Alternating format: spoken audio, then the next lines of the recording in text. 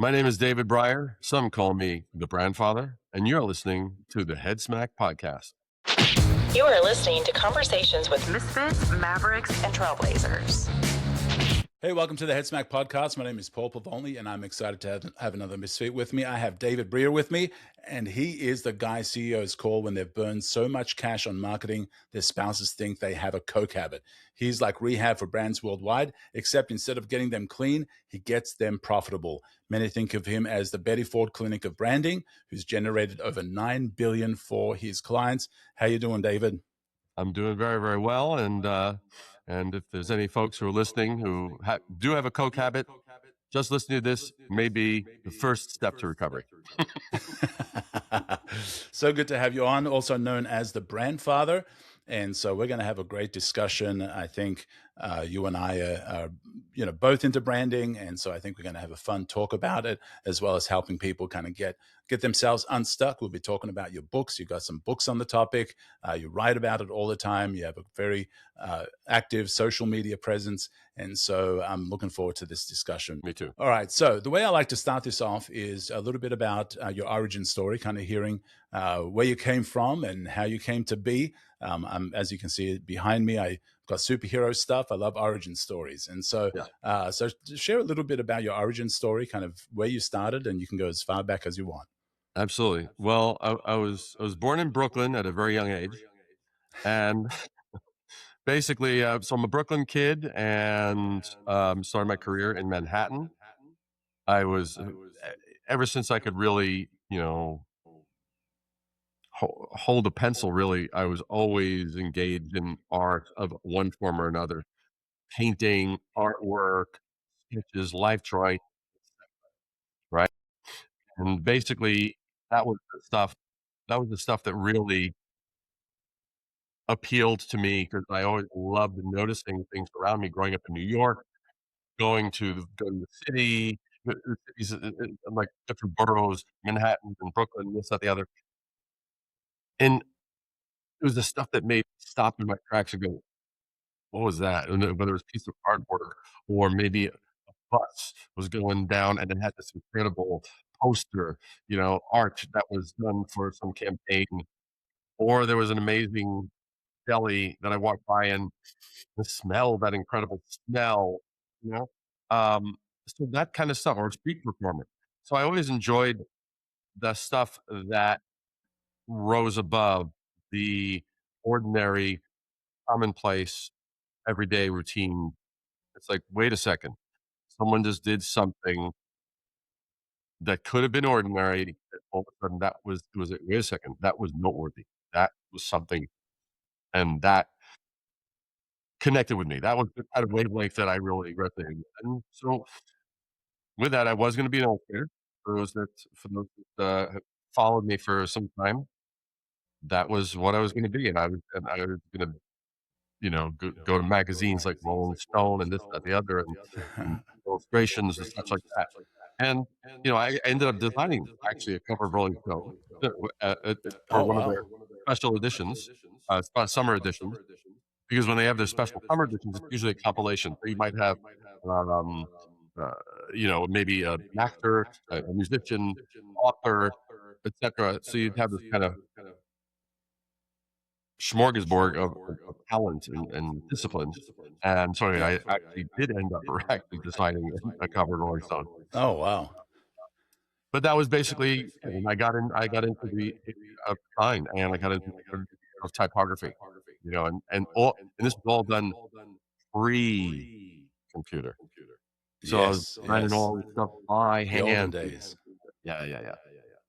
That's amazing. And so, I actually interviewed the guy who did a Rolling Stones album cover. He did the Babylon album cover. He was the artist that did that. So it's amazing. One person did Rolling Stones album cover, and one did Rolling Stone magazine. So that's Yeah, pretty awesome. yeah. So you mentioned your love for creativity and the arts, and I love New York. I've been there a couple of times.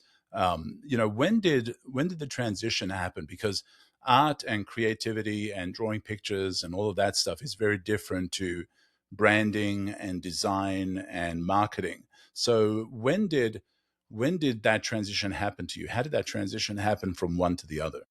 Oh, great question. I'll tell you. Here was the kind of epiphany. When I've in my experience, when one is creative, one finds inspiration in the most unlikely places. You might hear a piece of music and all of a sudden you're like, "Whoa, those harmonies." Or you might dig that time signature, or you hear instrumentation that was, like, never done before. Or there might be colors, or someone like Andy Warhol might take a can of soup and all of a sudden make it something that everyone loves. So, for me, when I was doing life drawing and doing illustrations and doing artwork and was planning on being an illustrator, it was literally my last semester of college.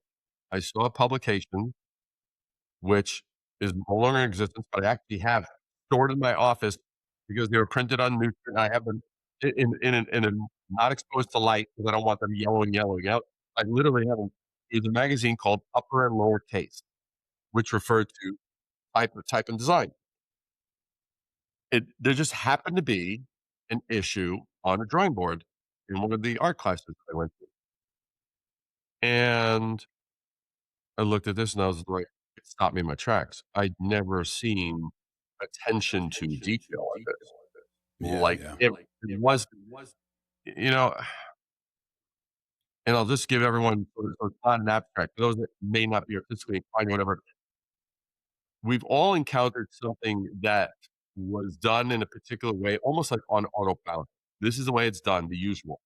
And then someone does it. Now, that could be a breakfast. You know, you go to a restaurant and all of a sudden someone brings you an omelet, and you're like, "I've never freaking seen an omelet like this before." It could be that. It could be a sandwich. It could be the way someone sings. It could be Michael Jackson moonwalking across the stage, and everyone goes, "What the hell did I just see?" We've all seen any discipline. Take your pick, and it can be in the form of negotiating. You can see people doing business, and someone is masterful. So it's like always activities that we see, daily ones, and all of a sudden someone comes along and elevates it and does it to a level that no one had seen it before. That's what I saw when I saw this publication. And I started just turning every page slowly because there was not a single element on the page that was just randomly put there because that's what usually goes there. Like the headline, the choice of words, the fonts, the spatial relationship. I was blown away. And keep in mind, this is a black and white publication. So it didn't have color, it didn't have glossy, didn't have all the shiny shit. It's like just so this is pure. If you either had it or you didn't. And that was literally the turning point. I saw that and I was like, holy shit. All of a sudden, because up till that point, being an illustrator was that thing that I was focused on. But now seeing this publication, I realized I was one instrument in an orchestra. That was the orchestra. Which one do I want? Which one do I want to command? That was the shift. Wow, wow. And so how did that lead you into the industry? Like, what was your first job like? Well, I immediately looked for who was responsible for this. And I see design director Herb Lubalin. If you have some younger listeners who are like, I've never heard of this person, Herb Lubalin, look him up. Herb Lubalin. Seriously. Just look at Herb Lubalin under your search, look under images and just start looking at the logos and stuff. Because he did stuff with design and typography that was mind blowing. It definitely affected at least two, if not three generations of designers. And so I started like hunting down his shit. Now, keep in mind, this is at the time where we do not have all of the conveniences we have today. So I didn't have Google. I didn't have the internet. I didn't have a computer. None of that was part of business yet. That came about 6 or 7 years later. So, all this time learning this stuff, I'm learning this new thing of lettering and typography and these and just all this stuff because it's all been, what are the tools? What are this? What are that? So I just started becoming obsessed. with seeing all of his output wherever I could. Oh, there's a show, there's a show where it's featuring his designs. Good, I'm gonna look, I'm gonna find it, and that was basically how it was, all analog, and it was just learning a new discipline, a new craft. And my first I think this was my first one because I went to after community college, I went to school visual arts in Manhattan on 23rd Street, and, I started studying some of his partners. There was, Roger Furter, who designed some packaging with him. There was, Ed Bengat, who I became very close friends with. Ed At the time, I was living in Jersey, and Ed Bengat lived, like, about 6 or 7 miles away, and I'd go over, and we'd hang out, and sometimes he'd drive me home after class. Um, if you got on with Ed, it was great. If you rubbed him wrong, he could he would be a he he'd let you have it, man, hardcore. And so we got on well, and so because he had designed many of the fonts that Herb Lubalin used. And there was Tom Carnesi, and there was Tony Despina, the whole all the usual suspects. And so I just became really studious. Yeah, yeah, yeah. That's amazing. Several things that you've said there just really stood out to me, especially the when people love what they do, they can turn it into an art, and I've seen it happen not only with you know quote air quotes artists. I've seen people that love designing landscapes, that love serving food and creating food. You would mention breakfast, that you can tell that they love the craft of it, that they're an artist at what they're doing, and they're elevating what everybody else does and making it something special because of their love and passion for it.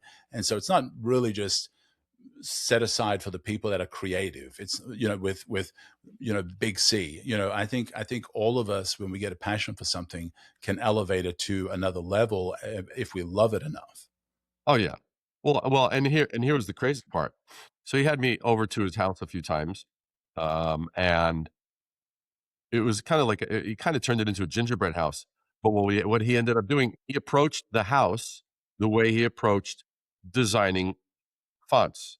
So he had this black and white tiling when you open up the front door, he had this black and white tiling that not only because it was an older house and it was not perfect, so he was compensating and shaving the little tiles so that they all actually worked perfectly, and also on the stairs, because not all the stairs the levels were exact. It was not, again, older house, so, let's say your step was 6 inches tall, and one might be 5 and a half, one might be 5 and 3/4, and so he's compensating and making sure to the, naked eye, you wouldn't notice any imperfection because he Wow. compensates for all of it. So that was the kind of fun stuff that I was exposed to.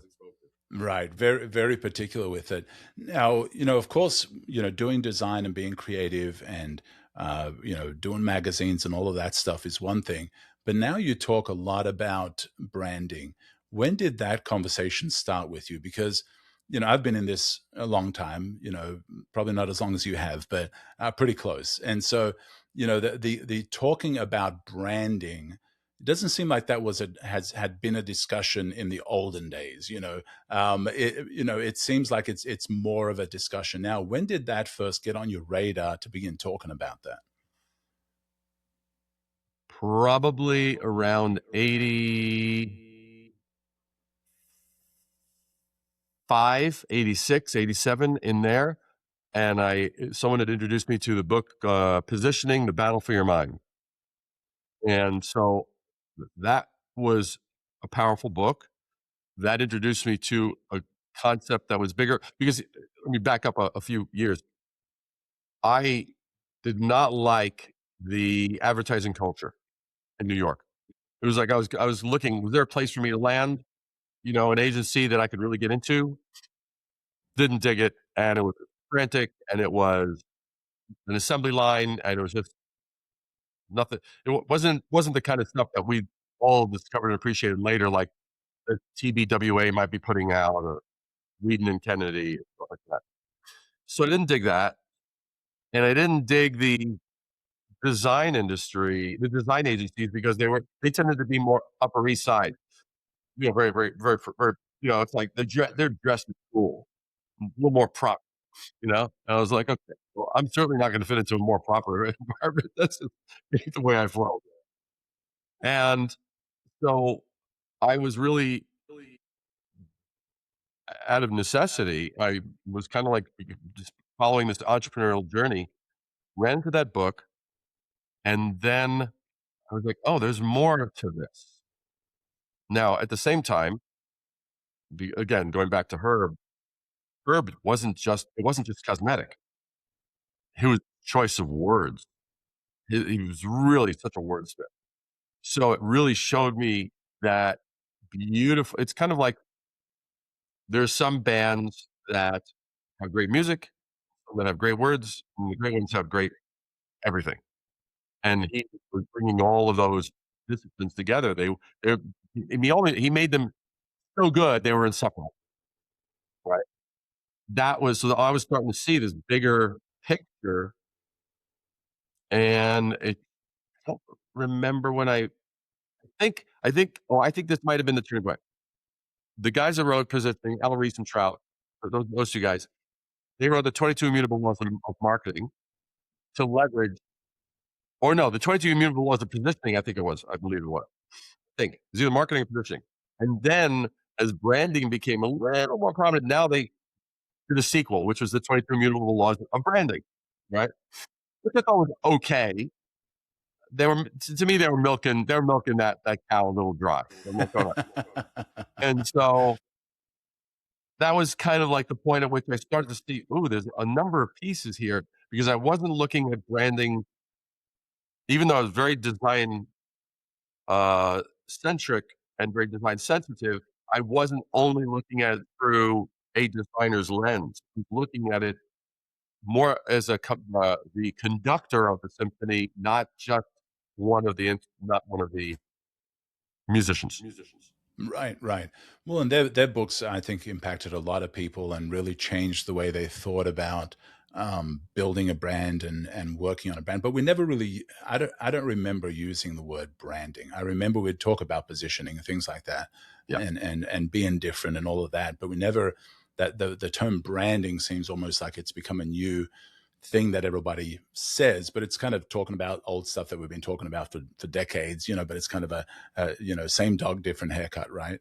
And yeah, so with branding and marketing and with what they wrote about positioning and things like that, I want to make sure that we understand, how would you define the difference between maybe what they were talking about with positioning and irrefutable laws of marketing and all of that stuff to where we are now when it comes to branding? yeah. So I'm going to give you context of it, because it will make the most sense to anybody, whether, especially people who are in business. Whenever I am speaking to a company and they're kind of like, hey, David, we want to talk to you about X, we need XYZ, blah, blah, blah, blah, blah. Where is their attention? Their attention's always on growth, their attention's on more sales, their attention's on more client acquisitions, etc., more market share. That's what I call focus on the finish line, quote unquote. Air quotes for those of you that are only listening.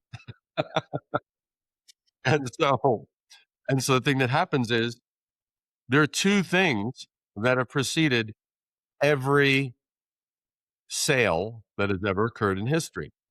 And that sale could be a marriage proposal, or that sale could be, "Hey, I make these freaking amazing burgers, dude. You gotta freaking try one." Now, so the thing is that there's this thing called marketing. But here's what people don't get, because I've been in meetings with CEOs of multi-billion dollar corporations, and they're like, "Oh, we need to do something for our brand. Hey, give it to the marketing department." That would be like me saying, "We need a new menu item. Hey, when is Charlie the janitor coming in? He knows some pretty good recipes." Wrong person. Might be a nice guy, but wrong person.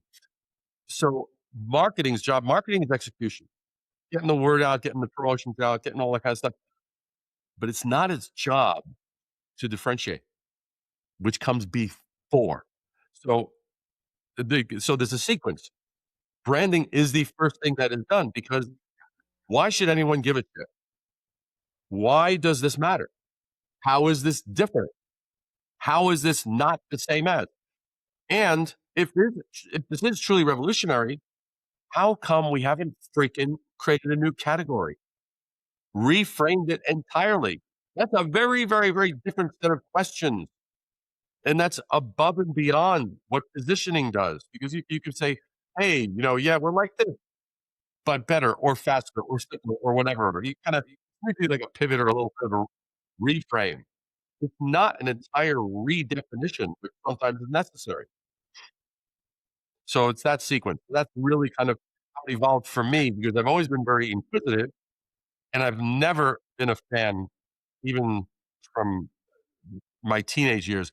I was never a fan of what I call lazy observation and lazy thinking. It's like if something doesn't make sense, it's like, what the hell did you freaking just say? What do you mean? Like I love when someone says something they think is incredibly illuminating with lots of jargon and tons of lingo. And I'll just pause and I'll say, what the hell did you just say? And the crazy thing is, first of all, that person, rarely do they ever get angry. They're like, yeah, they realize they actually kind of like were drunk in the blue Kool-Aid. And the other people around me they all heave a collective sigh of relief, like, Somebody said it. Yeah. finally someone said it, right? Yeah, Right. Well, I think when we're so familiar with something, and especially if we're been in an industry or been in a position or whatever, when we talk about ourselves and what we do, it's so easy to get into that corp speak, where we know what we're talking about. We're using all the words to try and sound fancy.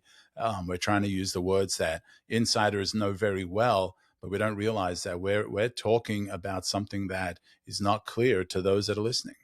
totally. Well, that's why when I wrote Brand Intervention, I wrote that in 2017. So that was after like being in the industry for like 35 years. When I wrote that, I had a few things. One is I wanted to eliminate all fat. I wanted to eliminate all lingo, all jargon. There's not one bit of marketing speak in that book at all. You can freaking call up the FBI and say, "We need you to conduct a search now. There's no lingo. Please find some." You will not find any, man. And that was intentional. I wanted it to be anybody could understand that, and people love it. There's that plus the fact that was so frustrated with the existing standard of books because the normal books are like, let's say, business book, give or take 300 pages, give or take. But there's always the 10 pages of magic somewhere in there. What the hell is the other 290 pages doing? They're doing foreplay and they're doing post coitus, kind of like, puffing the cigarette. Yeah, yeah, yeah. It's basically a blog post that somebody's told them to turn into a book. Totally. So I went the opposite, and I wrote intentionally only as much as was necessary. So as a result, my font I use that as an asset. My font, normal book font is 12 point, sometimes 11 point, 12 point, depending on the font. Mine is 36. Oh wow! So if you're an older person, it's perfect for you. You don't need your glasses. I can't not tell you the amount of elation that I have seen on the faces of people who are like 50 plus who open and they go, finally. I'm like, finally what? They're like, a book I can read without my cheaters is what I've actually been told. So and you've shed some things there that I want to kind of talk about a little bit more as well. Is it seems like online, and maybe it's engagement bait and stuff. People try and talk, what comes first, branding or marketing, and so they go back and forth, and sometimes people have wrong definitions of the two. They don't even know where the distinction is between the two, and you've kind of shared a little bit about that. But when it comes to your definitions of branding and what you do and what the difference is how do you define it? I define branding with four words. And this, by the way, is in place of the 25,000 plus books on branding. And I am not exaggerating. if you are listening to this and you're not driving a vehicle and you're actually like listening to it, you can pause right here and you can go on Amazon and you could search under books and type in branding. You will find there's over 25,000, not 2,500, 25,000 books. And so when I started writing my book, I was like, wait a second, how can there be, there were less books then, but still in the thousands. And why is it that there's no agreed upon definition? So I looked at it and I was like, okay, what is the true essence of branding? We came down to a word definition: the art of differentiation. Nice. And if you actually look at that, you go, how can I use that? Well, let's see. If someone is doing something that makes it immediately recognizable, distinct, and apart from all the other options out there, that is branding. They may have used the tools of language. They may have used the tools of color. They may have used the tools of shape, the tools of texture, the tools of smell. All of those are different tools. And when you have that clarity of the tools versus the overarching discipline, then you become pretty freaking unstoppable. I love that. I love that. Yeah, everybody does have their own definition of branding. Even I have my own definitions, and I've interviewed Marty Newmeyer on here as well, and he has his definition. And Andy Starr, I just had released his episode not too long ago, and he, of course, aligns with Marty. And so I love that that differentiation highlighted in what you do, because I think, and one of the things that you talk about is rising above the noise. And I don't know whether that came from living in Manhattan or being around Manhattan, because there's a lot of noise there. And so I want to dive a little deeper into that, and maybe even talk about some strategies and some things that you can do. And you kind of shared like a whole list of them quickly, but I want to dive a little deeper into those. Talk about that differentiation. If that's what branding is differentiation. If it is about rising above the noise, what are some strategies that somebody can start looking at where they're going wrong and what they can do to make things better? Perfect. Yeah, Marty and I, we ended up speaking probably about 10 months ago. We were aware of each other, but we hadn't actually spoken. And he was south of the border. I think he's left California and said, hell with this, and so we went out there. There's a few things that I will share that I think are vitally important. One is, I think it's a very common myth that it's like, we've got to we have to look at who we are, what our passions are. All is inward, inward, inward, inward. And it's the same. And this is bull. I'm calling bullshit on the big consultancy that basically, even just to start a project, is going to probably start at $500,000. When they do, we're going to conduct an internal audit. And now they're going to interview the 250 employees so they can have this wonderful free and thick thing. What is it? First of all, what is the value of interviewing those employees? What? So you can collect the degree of indoctrination they have either come drunk on, or, or not, or to see if you have a fractured culture or not. But at the end of the day, they're not your freaking audience that you're actually communicating to. So why the hell are you talking to them in the first place? So it's that kind of bullshit. I have no patience for that that is bullshit. And for anybody that has ever been sold that, bullshit. Just call it for what it is. It's just Now, to justify a high price tag. It's bullshit. It's smoke and mirrors. In fact, I remember when I was still in New York, I remember hearing, and I'll leave them nameless, out of a momentary impulse for kindness. And so there was one of the big shops. And I heard how they did the presentation. So they brought in, I guess, the team that was the client committee group or whatever like that into a room, and they had these panels with like about 500 sketches and things on, like, to impress them with the sheer quantity, the avalanche of work that had been put in. Look, to me, the greatest value that we all provide, if you're a great expert, a great advisor is going to make the complex simple. They're not going to make the simple complex. That's just Right. more bullshit. So that's the only way to go about it. But now that I've conducted my act of kindness for this morning, I will now move on to answering your question. I talked about that internal soul searching and all that kind of stuff. The wrong place. Now, you can take a little pit stop and you could say, okay, what's the thing that we bring to the market that's unique? Okay, you can write that down. That's few words. Great. I say that, what's the problem we're solving? Write that down. Great. If you're doing it uniquely, great. All that is like, that's 3 sentences. Okay. That's 5 minutes. And if you're unimaginative, maybe it's 45 minutes and you need to like kind of think it through. Fine.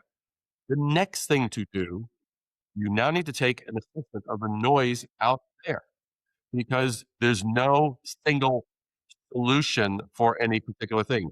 If it if it's like, hey, well, we make a bike, well, there are many other bike manufacturers, or we make a bike, or we make bikes. Other bike manufacturers may not be your competition. It may be anybody providing outdoor activity, right? Um, you may say, well, we have a new weight loss thing. Well, some people are like, well, weight loss is going to be nutrition. Another person's going to be weight loss is going to the gym. Another one's going to be weight loss is going to a retreat. Another one's going to be weight loss is fasting. Another one's going to be a weight loss is this special combination of herbs and spices and all this kind of shit, or whatever. So you have like all of these ways that anything can be solved. And this is as true in B2B as it is in B2C. So you need to take a look out there and go, what's the noise level? To make it practical so it's not like too big a concept, say, okay, all right, Coca-Cola. Who's your competition? Okay, Pepsi. Good, simple. Boom, boom. Now let's break it out a little bit. That's direct competition. We now have indirect competition. What would be indirect competition? You could say, you know what? Coffee. You go, wait a second. Coca-Cola is cold, it's in a can, and coffee's hot and it's in a little cup that you throw away when you're done. But for each of the user, the audience, like that's where they get their jolt. They kind of like jack up their engine. And then you have like even another little fraction. Now, I think this is brilliant marketing and naming. I don't endorse the product. I think it's a shit product. But 5-hour energy, from a standpoint of naming and distribution, it was right there. Because when people stop by convenience stations, what happens? There's 2 tanks that they've stopped to fill. There's the one that they're driving that has 4 wheels on it. Then there's the biological one. They're going to go in there and they're going to feed that engine a little bit. Give it some fuel. Well, it might be Coke, it might be Pepsi, it might be coffee, or as they're checking out, they see this little bottle that says 5-hour energy for someone that's on the road. Right there. I can buy that and just, It's so like flavored see, lighter fluid. right? So you just got these little layers. So when you're developing a brand, getting back to your initial question, that's one of the things. You got to look out there and take inventory. What is the noise level? Some categories will have a low noise level, like it's not been penetrated. Others are going to be really deafeningly high. Now, do not make the mistake of thinking, oh, the one that's definitely high is going to be harder to crack. Sometimes it's really easy, sometimes even easier. And everyone's just doing variations on the theme, and there's so much white noise Right, right. that you can crush it Yeah, because you're the first person to say, why the hell not? And come in there with like an ingenious angle that breaks up and make it just something fresh and new. yeah, yeah. I love that. I love that. And for some of those, you'd mentioned it as well, is understanding the real problem that you're solving. So Coke is not replacing water. They're either trying to get a jolt, they're wanting something sweet. Maybe it's something they drink in with other people at an event. Whatever it is finding what actual problem it solves, and then you could look at, well, who else is doing that, And where do we kind of fit in that? And you mentioned coffee. If they're drinking Coke for the jolt, well, then there's also coffee for the jolt. And then there's also 5 hour energy for the jolt. If it's a social drink, if it's whatever, is kind of understanding what the problem is that you're actually solving, and looking at how can we just add a little twist to that, right? Yeah. Well, but also let me give this as an example, just because it's commonly thought of, oh, we've got to really have something innovative or something that well, here, let's take water. Okay. Water. Now, there's a lot of freaking water that's sold, that's in bottles or whatever. Then along comes liquid death. Okay, so liquid death, water in a can. What was different was their entire sensibility. They did not take themselves seriously. They were like, how do we freaking absolutely just come out with the most unacceptable name possible for a beverage? And how do we turn it into how do we appeal to a demographic that's been ignored? And so they looked at a distribution angle as part of their play. Instead of trying to get and compete on shelves, they ended up bringing it to concert where people could have that, And so sometimes your differentiator is going to be where you meet that audience, how you make things easier. Um, and And while I'm sometimes it's very your personality, and that's a big part of what Liquid Death was, right? It's the personality. complete, complete. Well, I mean, well, shit. What was it? I think they auctioned off. I think they auctioned off a cooler that was a one of a kind cooler that was designed to look like a small casket, right?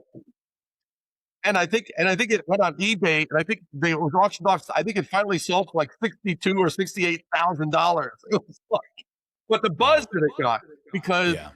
you know you've got to go in with a degree of bravery, a degree of just, this is not so serious. We can actually have fun. You know, how do we shake this up? And how do we defy the odds? What can we do that would make it impossible to forget? Right. And I think that's there's quite a list of ways to differentiate yourself and to rise above that noise. And with Liquid Death, I mean, theirs was, we want to be, and our personality is going to be what's different. We're going to be the irreverent water distribution company that is going to put it in a can. We're going to talk about killing your thirst. We're going to use Yep, murder coolers your as thirst. That's coffins. right. Yeah, murder your thirst. And we're going to be the one that, when you order it at a bar, you don't look like the wuss drinking a little Dasani or whatever. You're gonna be drinking this thing that looks like some sort of a strong drink. And so they made their differentiation is, we are irreverent and edgy, and that's our personality. And that was it. It was because it was water, and it wasn't any special water. It was just water. Yeah, yeah. I mean, there was a client of mine long before Father's what is it? That raw dog food that's popular now? Is it father's something? I'm forgetting the brand. Kind of popular now, but before that, these guys out of Boston, or actually Massachusetts, they were making it because they had 22 Bolshois, these beautiful dogs. If you know the Bolshoi, they're beautiful dogs. Look kind of like a greyhound with a beautiful white coat. And they had about 22 of them, and a couple of them were getting a little questionable in the terms of their health, like they may actually have cancer or something like that. So they were like, "Oh wow!" If you know dog owners love their dogs.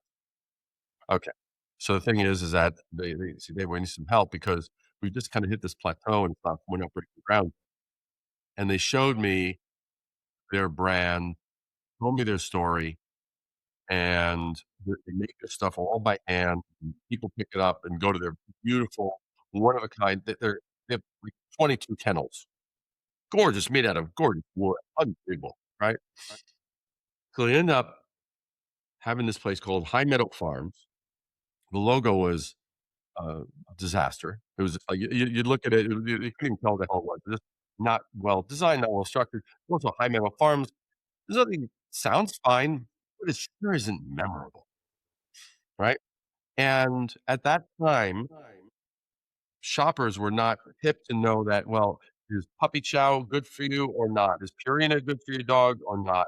And all these other options. So, I look at this and I start asking them about their clientele. Tell me about your clientele. I wanna understand them. And I found out they tend to be more affluent. They liked traveling. They liked going places where they can enjoy, wine, cheese, food, all that. So I come back to them short little bit later. I say, "I've got your new brand and the new name that the brand that be."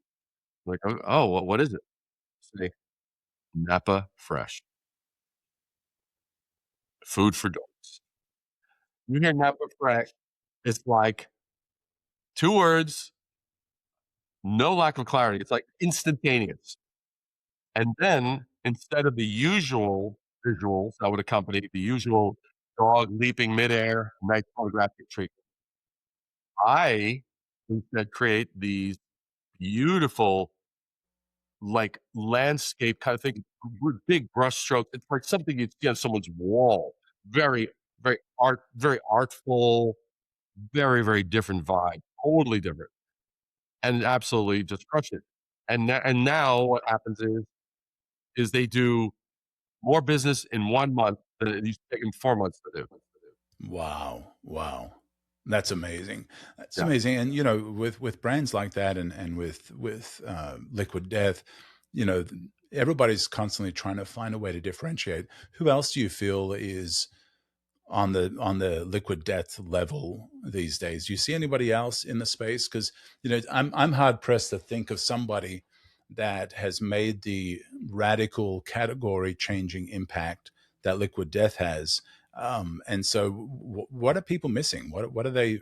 Is there another brand that you can think of, and why do you think there isn't, or if I maybe think there there I is? think there are elements I think there are elements I think Tesla has certain elements that are really cool, like, when you look at like, here's, like this is the what I talked about fun a little bit ago. This is an example. So if you've ever driven in a Tesla, one of my clients, we went out and, he picked me up in his Tesla, and I said, "Oh, great. Here we go." It was my first time experiencing G-force, and as we're leaving a red light, it's like, "Holy shit." And it was so smooth, but I loved it's like you had the different choices of modes. I think it went from regular to cruising to insanity, right? Like, insanity was the last one. And so that was and which was brilliant. And in one of the dials on the audio, instead of it going to 10, it went to 11, and I was like, Oh, nice. so it's that kind of stuff Brilliant. that's, like, so much fun, right? Yeah, yeah. So those are the building blocks. Um, there's just such a shitload. I'm gonna take a quick look because I write about so many of them, and I really been wanting to focus more recently on boutique ones that might not have been heard of before. Um, I know Poppy is trying, trying to differentiate themselves from other people as well. yep, But yep, there's there aren't as many that have made the impact that Liquid Death has. That's for sure. true. Red Bull has done a pretty good job, It's just, Yeah, energy drink, they've done pretty good. Um, Hellman's, I think, has some really freaking funny ass commercials. Really, some crazy shit. Very, very inventive. So those guys are doing stuff. I think Um, Wendy's is also doing it with their social media. yep, Being a little snarky, a little naughty. I think they're absolutely, doing a great job of kind of absolutely. standing out from other fast food. Yep. And just from a consumer experience standpoint, I think Trader Joe's does a good job of really identifying themselves, and they made the smart play in making. I think they're well over 85% of the products that they carry are now Trader Joe's private label. So that way, now from a business strategy standpoint, it's very smart because now they're leveraging not only in the in-store experience, but What is that? Oh, that's Trader Joe's. Did it? Where are you going to get it? Trader Joe's. So it's like just the step close to the loop. Um, yeah. So when you talk about brand intervention, it's the title of your book. What does that mean? What does brand intervention mean? Well, the thing is that I found that after doing it for over 3 decades, I started to spot there were around 33 basic potential blind spots or areas of confusion that anytime I discounted it going, "Oh, this person's running a $150 million brand. They know this shit," and I wouldn't bring it up. They would bite me in the ass usually within 48 hours, and I'd be like, Wow. "Ah!"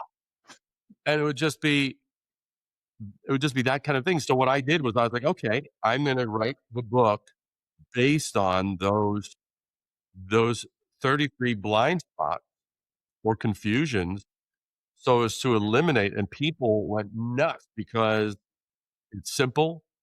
I avoided lingo. I didn't have complicated graphs. I didn't do even though I admired, how they analyzed and deconstructed stuff, the recent shot guys, oftentimes it was like their only examples were, okay, these, enormous brands that had big budgets. So how the hell was that gonna work for small to medium-sized businesses? So I wanted something that was gonna be applicable to anybody, no matter where you were, a startup,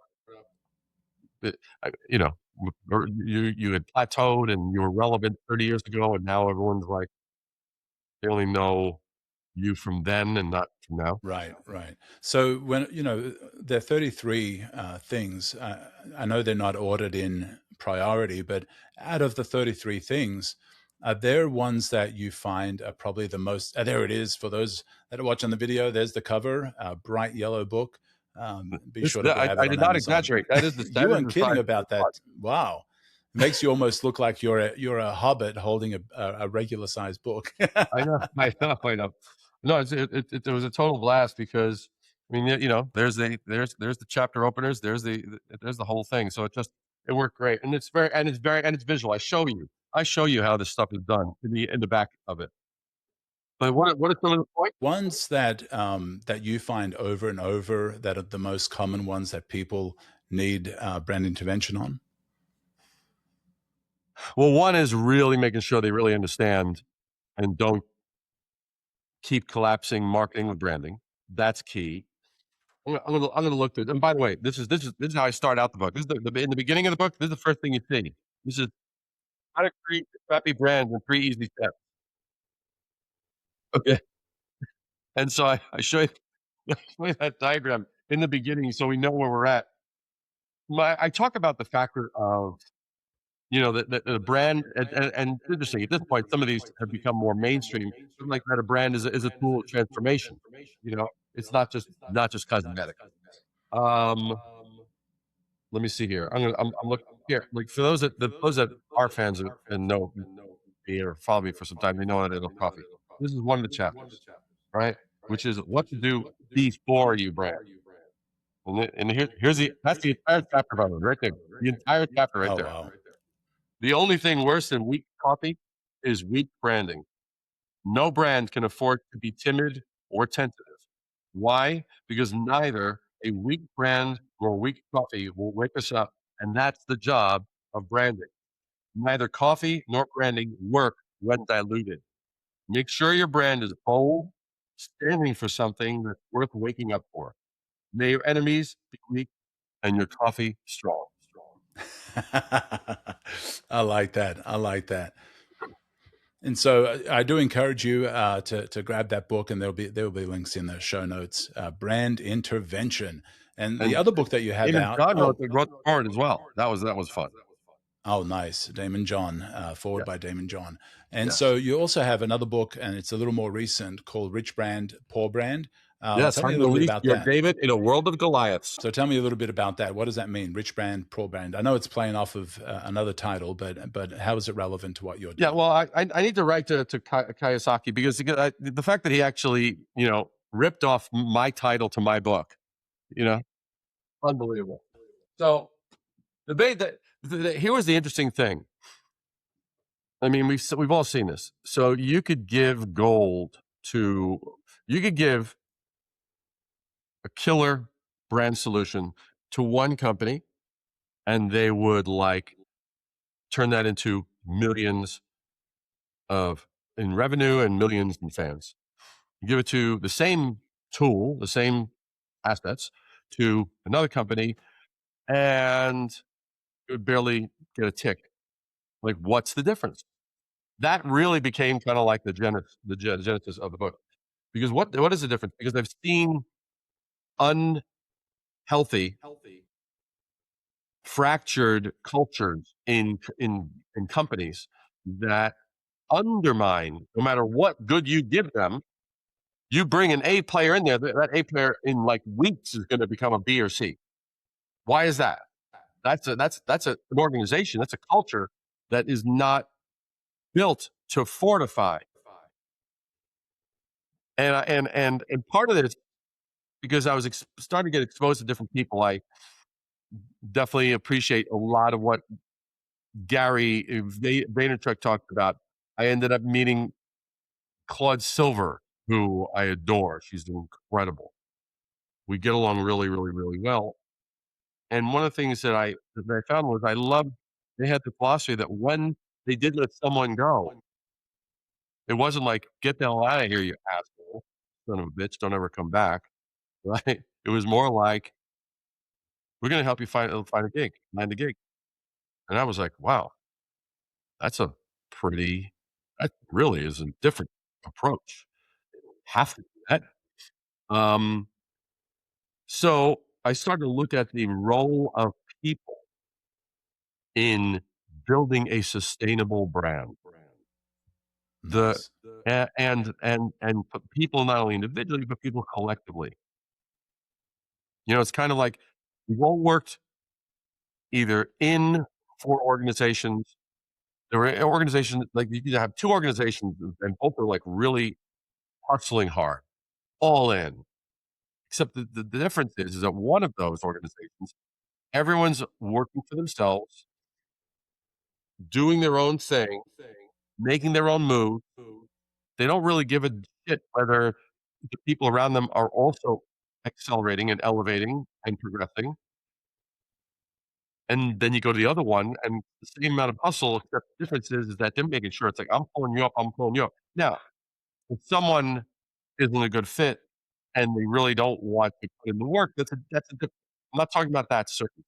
But I'm talking about, wait a second, what's the overall collective culture, and are we in this together? Are we, like, gonna dominate? We're gonna bust ass? Am I gonna make sure that you are as empowered internally as I am supposed to be doing externally for our customers?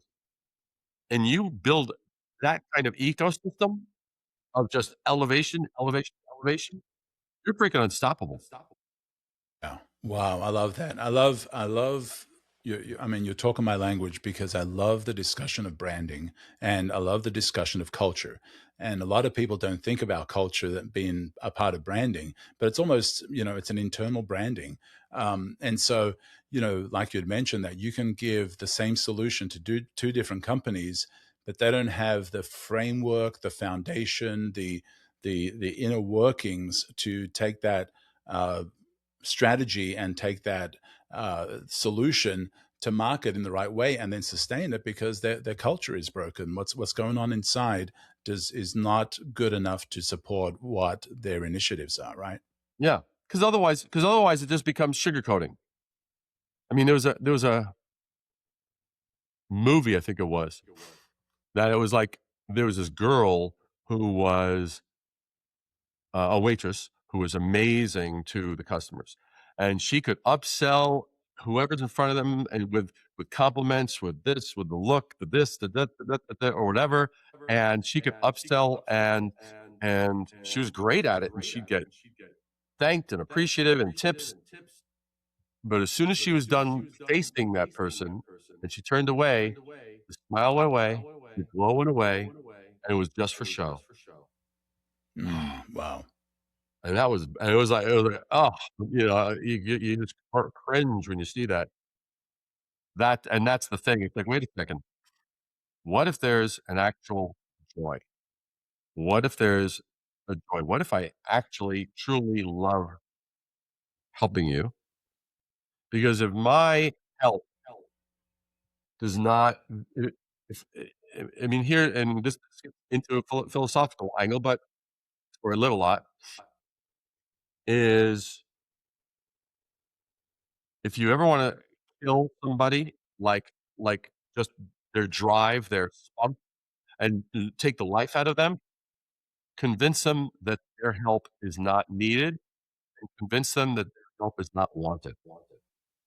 Wow. Yeah. And so, we flip that on its head and we go, "Okay, I go into a place where my help actually feels like it contributes, it elevates, it is worthwhile."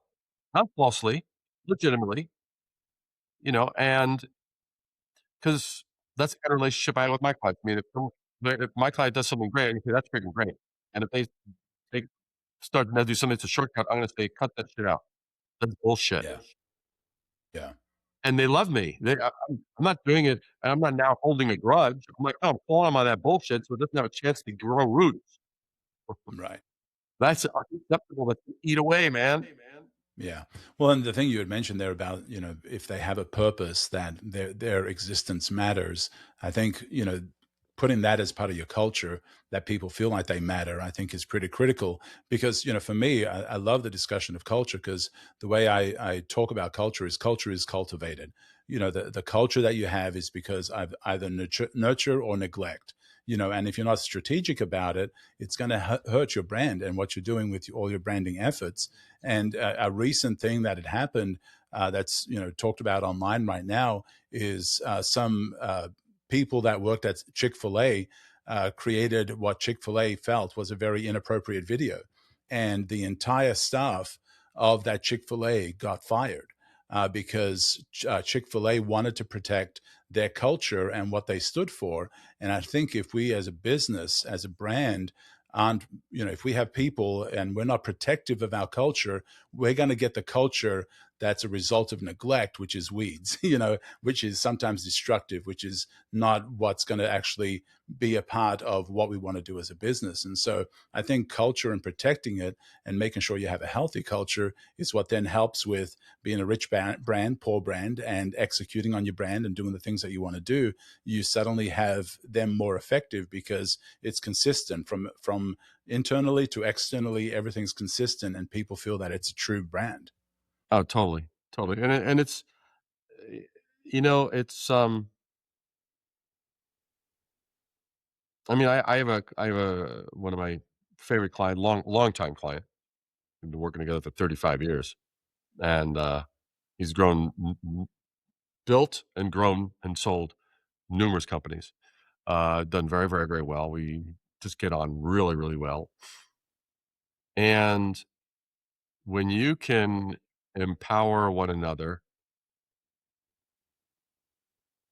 it's kinda like there's a synergy that it's not encroaching on another, but it's recognizing, "Hey, I operate at a high level." And then when he and I had this discussion, and he goes, because I had referred someone to do a particular project, didn't pan out. Person didn't pan out. I mean, they said all the right things. I don't think they were malicious. Their just sense of what excellence actually looked like was different than what we thought. And so he and I, my client and I, we had the conversation. He goes, A players, we have to play with it. A players work best with A players. He goes, the B players are gonna hire the C players, and it's not, and he wrote to, and it weakens us, and it takes away the time, and now we're babysitting, and it doesn't become, and it's not anything that anyone is less than not worthy of assistance, but if we have the goal to achieve a lot, if we have the goal, maximize out every 24 hours and to make a difference and multiply our impact, well, that's just an ownership of like, to what at the point that I guess it was this threshold. It was my realization. At the point that my job started to become damage control, their incompetence. Now that percentage of my time has now been taken away from operating at an A-player level, and now it's like fractioned off, and now a percentage is moderating someone else's inability to see, have the right initiative, the right accountability. Now all of a sudden, we've all gotten less as opposed to pushing ourselves up. Right. And culture makes such a big difference. Now, one of the things that, we've talked about differentiation, we've talked about rising above the noise. What about, the surprise economy and why that's important? And I guess it also almost transitions into the discussion of how is AI hurting that? How is AI going to hurt that as we I move I forward with love both of this. those? I've been writing a lot of articles on this, and if those who are listening, if you are not subscribed to my weekly newsletter at risingabovethenoise.com, what's going to happen is Paul is going to give me your name and your number. I will hunt you down. So basically, it works like this. It works like this. What podcast would be complete without a threat? I mean, Yeah, yeah. I encourage all my guests to do that.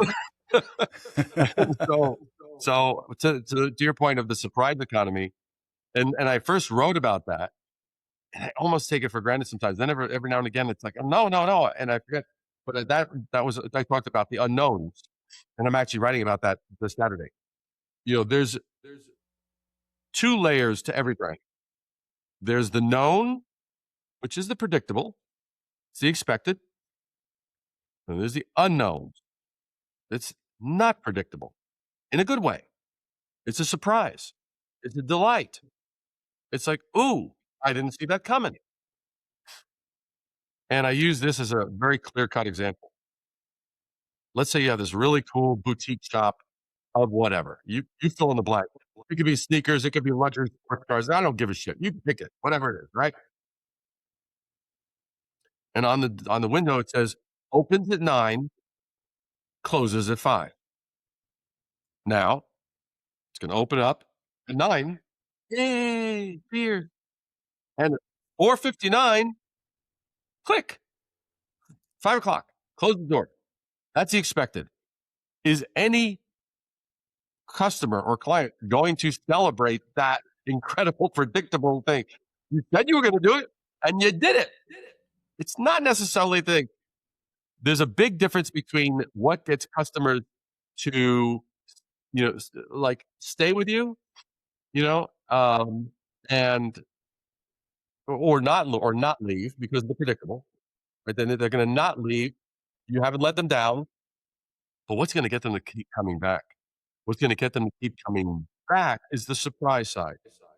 It's like, "Oh, you need a special meeting," or, "Oh, you did." And I had recently written an article about 11 Madison Park, where about their level of hospitality and how they turned these little negatives into positives and moments of celebration, and they were all in the category, and almost all of them cost next to nothing. That's the one thing to realize. That category of the unexpected, that category of the unknown, the surprises, the the things that you didn't have to do, but did anyway, are what will keep people coming back. Yeah, That a is little what will something, keep them something. that will keep them being loyal because they never know what that surprise might be because it's real. It's genuine. It's in real time. Oh, you came in. I mean, and case in point, to 11 Madison Park. They had uh, some travelers from out of the country eat at the restaurant, and they overheard in their conversation at one point that they'd never eaten a New York hot dog. And so the owner at the time, Will Guidara, he runs out to a hot dog vendor. He actually gets a hot dog, brings it to the kitchen. They plate it nicely, and they bring it out to those people.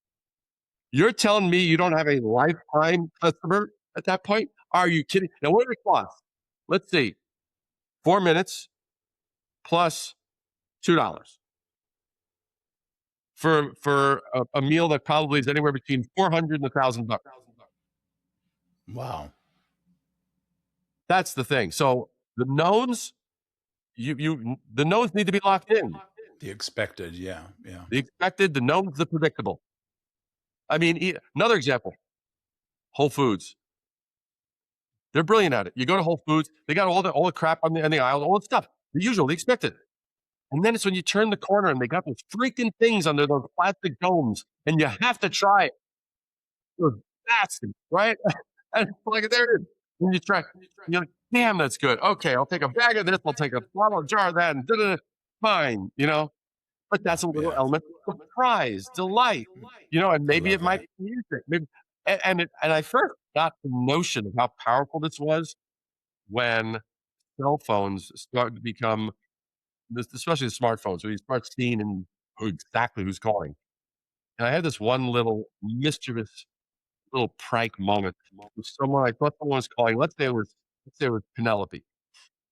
And so I saw the line and I said, "Hello, Penelope's dedicated hotline. How may I help you?"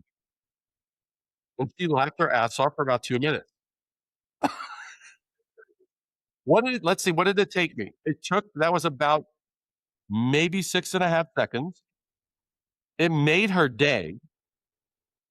And whenever she needs to call me, she knows she can call me and I'm there for her.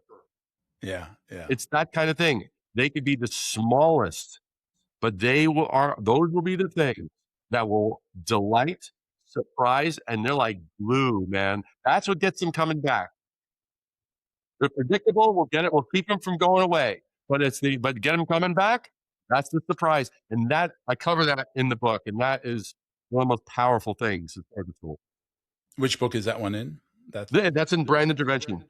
Yeah, I love that. And you see businesses doing that. Even with Five Guys. When you order the fries, they always chuck in a little extra. They put another scoopful in there that are all over the bottom of the bag as just a little something, a little something extra. Absolutely. I guess in the South they call it lanyap, just something a little extra. Did you ever see Cracker Jacks? Remember the box, Cracker Jacks? Yeah. Cracker Jacks. What was it? So we knew all the caramel popcorny crap that was in the top. It was a surprise toy at the bottom. We never knew what it was going to be. Yeah. And why that got us coming back. Right. Well, and it's those surprises that, like you even mentioned, it doesn't even have to be that expensive. I remember my wife and I stayed at a hotel once, and we're by the pool, and I looked up and there was a button and it said the popsicle line or popsicle hotline. And when you press it, somebody runs out with a popsicle and gives you a popsicle, fresh out of the freezer. And I thought, if I had my kids here, if I had young kids and, we were deciding to go vacation to that same place again, guess where the kids are going to want to have us to book is this place that gives you free popsicles whenever you press the button. And, for them, it's a couple of cents for a popsicle. But for if you've got a family that's traveling, if you've got a family that has young kids, they want the place that had the popsicle hotline, because it was something that just was a little extra, something that was unexpected that made all the difference. That's exactly right. All right, so we've talked about a lot of things, a lot of amazing things, and I'm sure we can talk for another couple of hours. But I do want to give you time. We've talked about your books. What's the best way to get a hold of you? What's the best way to learn more about you, to read more of your thoughts? Totally. Well, certainly go to risingabovethenoise.com, RISING, risingabovethenoise.com. You can subscribe to my newsletter. There's so much content there. It's insane. You can check me out. I'm on LinkedIn all the time. We got a lot of new stuff coming out on Instagram, and I also have a YouTube channel. But I'd say risingabovethenoise.com, the books, and amazing podcasts like this. Awesome. Well, I'll have those links in the show notes. That way, everybody can quickly find those and click on those. One of the other questions that I like to ask is, what's a head smack that you want to share, or a question you wish I'd asked you? Well, as far as a head smack, I would say don't sneak up on greatness. Greatness and awesomeness, appreciate audacity, appreciate conviction, and don't kind of tiptoe sneaking up. Maybe greatness and awesomeness or something magical or remarkable might take notice of you. You bring life into brands. You bring life into that special moment. It didn't happen because you were lucky. It happened because you showed up. That's so good. Well, thank you so much, David. This has been amazing. I think we're probably going to have to do a follow-up. I'm sure there's a million more things that we can talk about, but I appreciate you coming on, man. For sure, man. My pleasure. My pleasure. You are listening to Conversations with Misfits, Mavericks, and Trailblazers.